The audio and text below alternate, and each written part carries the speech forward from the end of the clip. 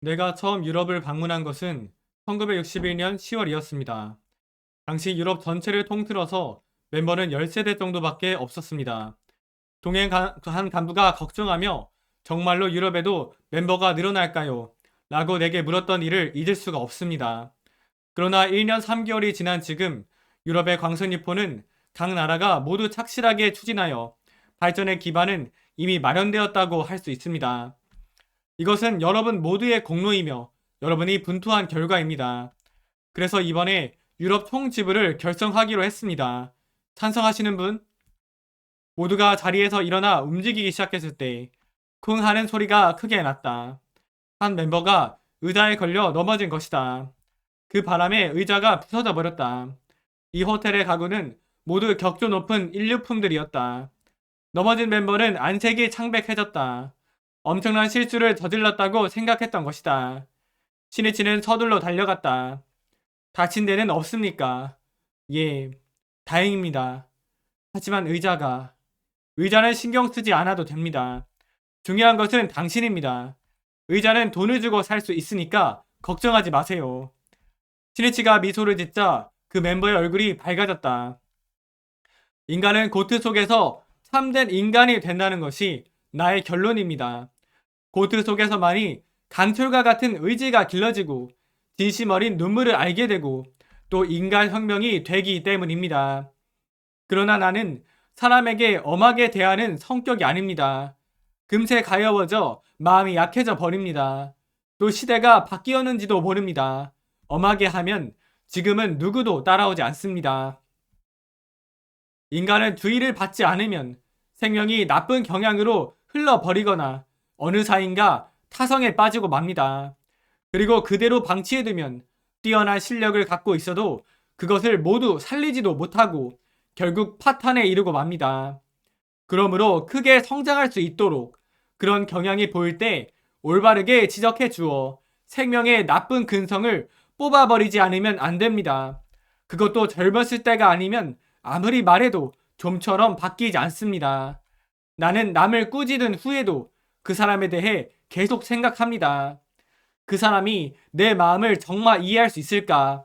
앞으로도 잘 따라줄까? 의기소침하지 않고 분발해 갈 수 있을까? 라고 기원하는 마음입니다. 인간이 사회에서 꿋꿋하게 살아가는 데에 소중한 것은 지혜입니다. 광선유포도 인생도 승리해 가기 위해서는 지혜가 있어야 한다.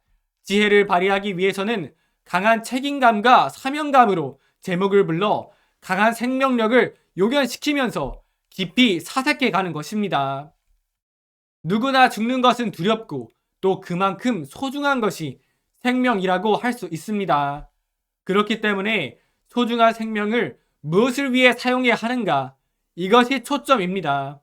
그런데 인간은 자칫하면 이 근본적인 문제에서 눈을 돌려 눈앞의 즐거움이나 이해타산의 마음을 빼앗겨 휩쓸리고 만다. 안타까운 일이다. 그러나 리치된 대성인의 불법을 수지하고 지용보살의 사명을 자각한 우리들은 인류를 구하기 위해 그리고 광선유포를 위해 활동하고 있습니다. 가장 소중한 생명을 가장 숭고한 목적을 위해 쓰고 있는 최고의 인생입니다. 인생은 짧습니다. 또 어떤 일이 있을지도 모르는 무상한 것이지요. 그러나 불법이라는 영원 상주의 법을 믿으며 끝까지 살아간다면 영원한 행복의 길을 열 수 있습니다.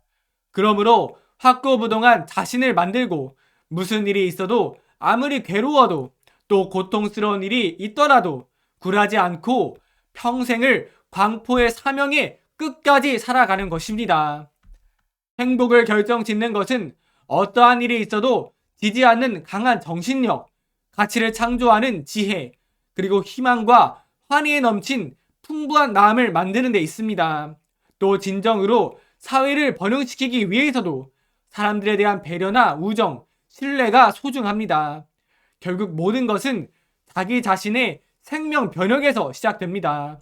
그 인간 혁명의 길을 제시하고 절대적인 행복과 영원한 평화의 원리를 가르치고 있는 것이 불법입니다.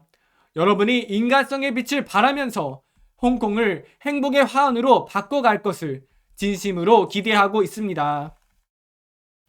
열반경의 왈. 만약 중생이 있어서 재물에 탐착하면 나는 응당 재물을 베풀고 연후에 이 대열반경을 가지고 이것을 권하여 읽게 하리라. 내지 우선 애어를 가지고 그 뜻에 따르고 연후에 점차 응당 이 대승 대열반경을 가지고 이것을 권하여 읽게 하리라. 만약 범서의 사람에게는 응당 위세를 가지고 이것을 강요해서 읽게 하리라. 만약 교만한 자에게는 나는 응당 그를 위해 종이 되어 그 뜻에 수순하여 그로 하여금 환희케 한 연후에 또 응당 대열반경을 가지고 이를 교도하리라. 만약 대승경을 비방하는 자가 있으면 응당 세력을 가지고 이를 꺾어 굴복시켜 이미 죄복시킨 연후에 권하여 대열반을 읽게 하리라. 만약 대승경을 애요하는 자가 있다면 나는 몸소 응당 가서 공경하고 공양하고 존중하고 찬탄하리라. 성실. 이것밖에 없습니다. 동지에게 봉사하기 위해 내가 있다고 정하고 문제 하나하나에 진지하고 착실하고 겸허하게 전력으로 몰두해야 합니다. 사람들은 그 모습에 공감해 응원하자, 함께 싸우자고 생각하게 되지요.